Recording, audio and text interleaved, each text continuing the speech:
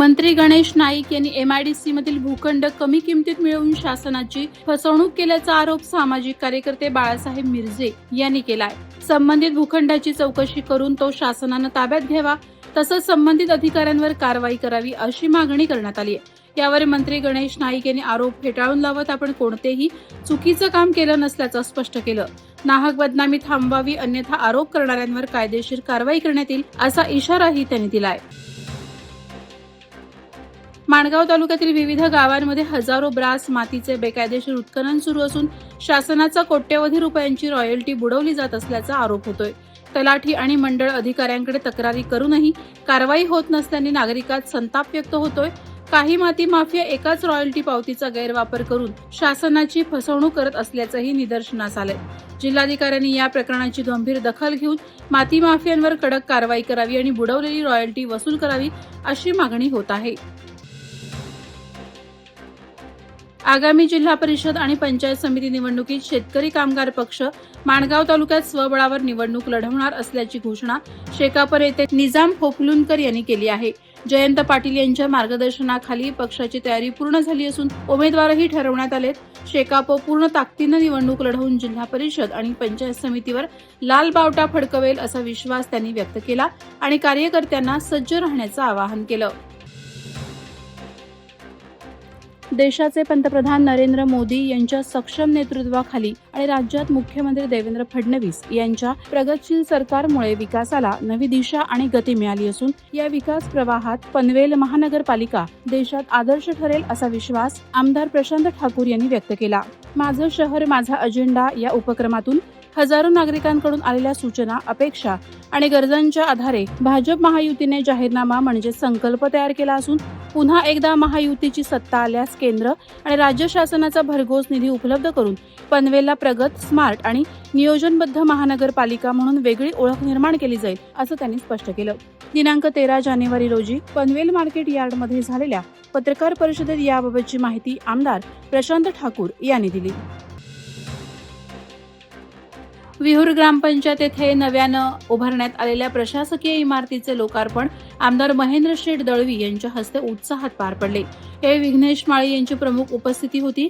या नव्या इमारतीमुळे ग्रामपंचायत प्रशासन अधिक सक्षम होणार असून ग्रामस्थांना दाखले, प्रमाणपत्रे आणि विविध शासकीय योजना एकाच ठिकाणी जलद आणि सुलभरित्या मिळणार आहेत. यामुळे प्रशासकीय कामकाज अधिक पारदर्शक आणि कार्यक्षम होण्यास मदत होणार असून ग्रामविकासाला नवी दिशा मिळेल असा विश्वास यावेळी व्यक्त करण्यात आला. आरटीओ विभाग रायगड, अंकुर ट्रस्ट आणि आदिवासी विकास विभाग यांच्या संयुक्त विद्यमानं महिला पतंग उत्सवाचं आयोजन पेणमध्ये करण्यात आलं होतं.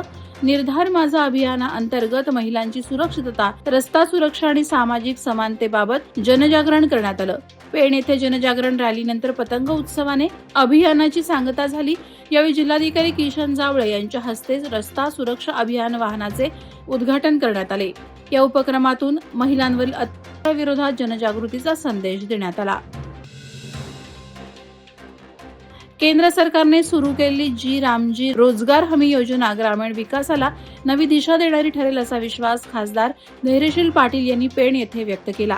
या योजनेअंतर्गत अकुशल कामगारांना 125 दिवस रोजगाराची हमी देण्यात येणार आहे. आधुनिक तंत्रज्ञान आणि लोकसहभागाच्या माध्यमातून पायाभूत सुविधा आणि रोजगार निर्मितीवर भर देण्यात येणार आहे.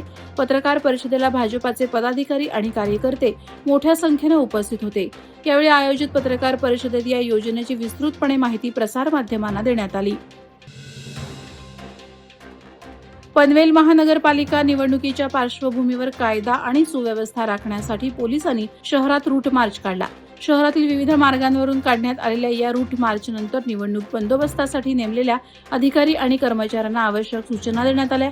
मतदान आणि मतमोजणी प्रक्रियेदरम्यान शांतता राखण्याचं आवाहन करण्यात आलं.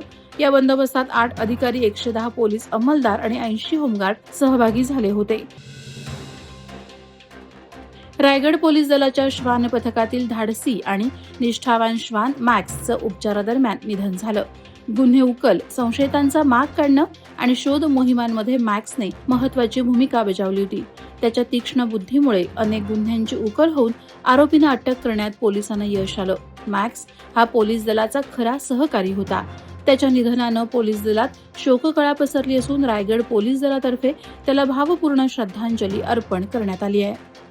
वादळवारा लाईव्हसाठी न्यूज ब्युरो, रायगड.